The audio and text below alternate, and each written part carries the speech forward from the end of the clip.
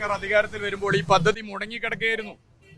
2014 UDF ഭരണത്തിന്റെ കെടുകാര്യസ്ഥത മൂലം മുടങ്ങിക്കിടന്ന പദ്ധതി, ഈ പദ്ധതി യാഥാർത്ഥ്യമാക്കാൻ അന്ന് ഡൽഹിയിൽ പോയി ചർച്ച ചെയ്ത് കൂടുതൽ പണം തരാൻ സാധിക്കില്ല എന്ന് കേന്ദ്ര സർക്കാർ അറിയിച്ചു.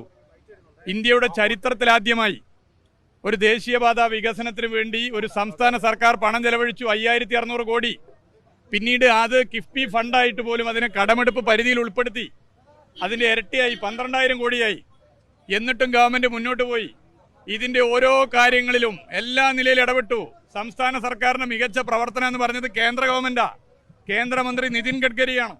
നാഷണൽ ഹൈവേ അതോറിറ്റി ഓഫ് ഇന്ത്യയുടെ റീജിയണൽ ഓഫീസറാണ്. ഇന്ത്യയിലെ ഏതൊരു സ്റ്റേറ്റിനും മാതൃകയാക്കാവുന്ന നിലയിൽ കേരളത്തിലെ LDF സർക്കാർ ഈ പദ്ധതി യാഥാർത്ഥ്യമാക്കാൻ ഇടപെട്ടു എന്ന് പറഞ്ഞത് അവരൊക്കെയാണ്. ഈ നാട്ടിലെ ജനങ്ങൾക്കറിയാം.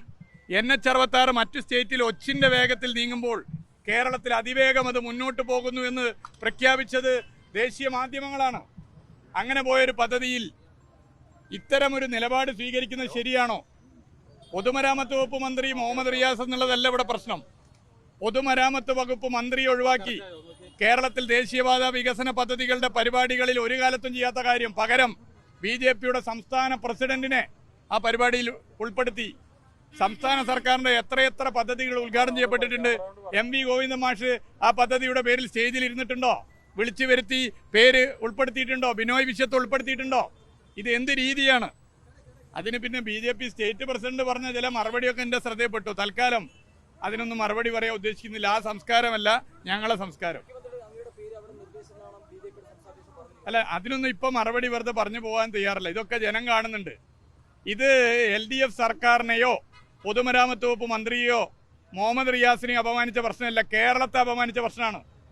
കേരളം ജനാധിപത്യപരമായി തെരഞ്ഞെടുത്തൊരു സർക്കാരാണ്. ആ സർക്കാരിൻ്റെ മന്ത്രിയെ, ആ സർക്കാരിൻ്റെ ഭാഗമായി ഉള്ള ആളുകളെയൊക്കെ ഒഴിവാക്കിയതാണ് പ്രശ്നം. ഈ ബൈപ്പാസ് ഉൾപ്പെടെ യാഥാർത്ഥ്യമാക്കാൻ എങ്ങനെയൊക്കെയാണ് നമ്മളെല്ലാവരും ചേർന്ന് ഇടപെട്ടതെന്ന് എല്ലാവർക്കും അറിയുന്നതല്ലേ. വെയിലും മഴയും കൊണ്ട് ഈ റോഡ് പണി ഒഴിവാക്കപ്പെട്ടൊരു കാലം ഉണ്ടായിരുന്നു ഈ ഗവൺമെൻറ് വന്നപ്പോൾ.